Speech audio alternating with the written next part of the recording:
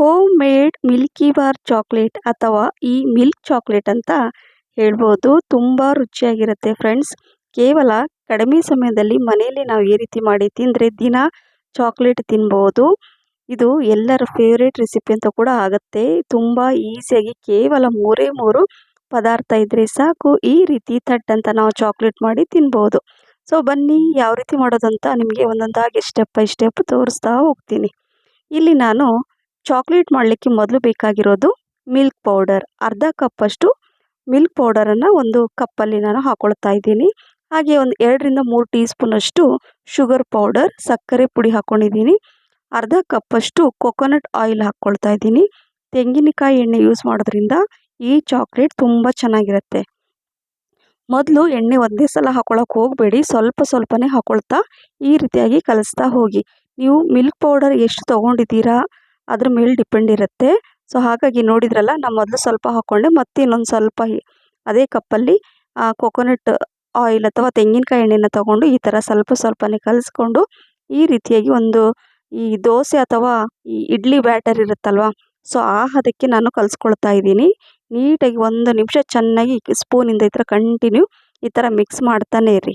ಈಗ ಇದು ಮಿಕ್ಸ್ ಮಾಡಿದ ಮೇಲೆ ಇಲ್ಲಿ ಚಾಕ್ಲೇಟ್ ಮೋಲ್ಡನ್ನು ತೊಗೊಂಡಿದ್ದೀನಿ. ಆ ಚಾಕ್ಲೇಟ್ ಮೋಲ್ಡಲ್ಲಿ ಇದನ್ನು ಹಾಕೋಬೇಕಾಗತ್ತೆ. ಸೊ ನೋಡಿದ್ರಲ್ಲ, ಇದಕ್ಕೆ ಗ್ಯಾಸ್ ಕೂಡ ಬೇಕಾಗಿಲ್ಲ, ನೋ ಗ್ಯಾಸ್ ರೆಸಿಪಿ ಇದು. ಸೊ ಹಾಗಾಗಿ ಥಟ್ಟಂತ ನೀವು ಮಾಡ್ಬೋದು. ಏನಾದರೂ ಸ್ವೀಟ್ ತಿನ್ನಬೇಕು, ಡಿಫ್ರೆಂಟಾಗಿ ಚಾಕ್ಲೇಟ್ ತಿನ್ನಬೇಕು, ಅಂಗಡಿಗೆಲ್ಲ ಹೋಗಿ ತಂದು ತಿಂತೀರಾ, ಇವತ್ತಿಂದ ನಿಲ್ಲಿಸ್ಬಿಡಿ, ಈ ರೀತಿ ಮಾಡಿ ತಿನ್ನಿ. ಈಗ ಈ ಮೋಲ್ಡಲ್ಲಿ ಹಾಕಿಬಿಟ್ಟು ನಾನು ಫ್ರೀಝರಲ್ಲಿ 1 ಅವರ್ ಇಡ್ತೀನಿ, ಅಥವಾ ಜಾಸ್ತಿ ಕೂಡ ಇಡ್ಬೋದು. ಸೊ 1 ಗಂಟೆಗಳ ನಂತರ ನಾನು ನಿಮಗೆ ತೋರಿಸ್ತಾ ಇದ್ದೀನಿ. ನೋಡಿ, ಚಾಕ್ಲೇಟ್ ರೆಡಿಯಾಗಿದೆ.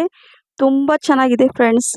ಎಲ್ಲರ ಅಂದರೆ ನಾನು ಈ ಥರ ಚಾಕ್ಲೇಟ್ ಮಾಡಿ ಮನೆಗೆ ಸರ್ಪ್ರೈಸಾಗಿ ನಾನು ಕೊಡೋದು. ಸ್ವಲ್ಪ ಏನಾದರೂ ಡಿಫ್ರೆಂಟಾಗಿ ರೆಸಿಪಿ ಮಾಡಿದರೆ ಅವರಿಗೆ ನಂಬಿಕೆನೇ ಬರಲ್ಲ, ಈ ರೀತಿ ಚಾಕ್ಲೇಟ್ ಮನೆಯಲ್ಲೂ ಮಾಡ್ಬೋದು ಅಂತ.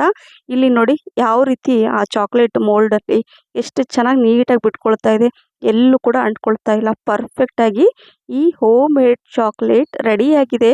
ಯಾರಿಗೂ ಗೊತ್ತಾಗತ್ತೆ ಹೇಳಿ, ಈ ರೀತಿ ಮನೇಲಿ ನಾವು ಚಾಕ್ಲೇಟ್ ಮಾಡಿ ತಿಂತೀವಂದರೆ ನಂಬೋದೇ ಇಲ್ಲ. ಸೊ ನೋಡಿದ್ರಲ್ಲ, ನೋಡಲಿಕ್ಕೆ ಎಷ್ಟು ಚೆನ್ನಾಗಿ ಕಾಣಿಸ್ತಾ ಇದೆಯೋ. ರುಚಿ ಅಂತೂ ನಿಮ್ಗೆ ಗೊತ್ತೇ ಇರುತ್ತೆ ಚಾಕ್ಲೇಟ್, ಬಟ್ ಇದನ್ನು ನಾನು ಹೆಲ್ದಿಯಾಗಿ ಮಾಡಿದ್ದೀನಿ. ಕಡಿಮೆ ಸಕ್ಕರೆಯನ್ನು ಉಪಯೋಗಿಸಿದ್ದೀನಿ, ಕೊಕೊನಟ್ ಆಯಿಲ್ ಯೂಸ್ ಮಾಡಿದ್ದೀನಿ. ಆ ಕೊಕೊನಟ್ ಆಯಿಲ್, ತೆಂಗಿನ ಎಣ್ಣೆ, ಅದು ನಮ್ಮ ದೇಹಕ್ಕೆ ತುಂಬಾ ಒಳ್ಳೆಯದು. ಸೊ ನೋಡಿ, ತೋರಿಸ್ತಾ ಇದ್ದೀನಿ ಯಾವ ರೀತಿ ಬಂದಿದೆ ಚಾಕ್ಲೇಟ್. ಸೊ ಪರ್ಫೆಕ್ಟಾಗಿ ಚಾಕ್ಲೇಟ್ ಬಂದಿದೆ. ಮಿಸ್ ಮಾಡದೆ ಮಾಡಿ ಅಂತ ಹೇಳ್ತಾ, ಈ ರೆಸಿಪಿ ನಿಮಗೆ ಇಷ್ಟ ಆಗಿದ್ದರೆ ಲೈಕ್, ಶೇರ್, ಕಮೆಂಟ್ಸ್ ಮತ್ತು ಸಬ್ಸ್ಕ್ರೈಬ್ ಮಾಡಿ. ನಿಮ್ಮ ಫ್ರೆಂಡ್ಸ್ ಮತ್ತು ಫ್ಯಾಮಿಲಿ ಕೂಡ ಶೇರ್ ಮಾಡಿ. ಹಾಗೆ ನನ್ನ ಫೇಸ್ಬುಕ್ ಪೇಜ್ ಫಾಲೋ ಮಾಡೋದನ್ನು ಮರಿಬೇಡಿ. ಮತ್ತೆ ಸಿಗ್ತೀನಿ. Thank you for watching. Bye.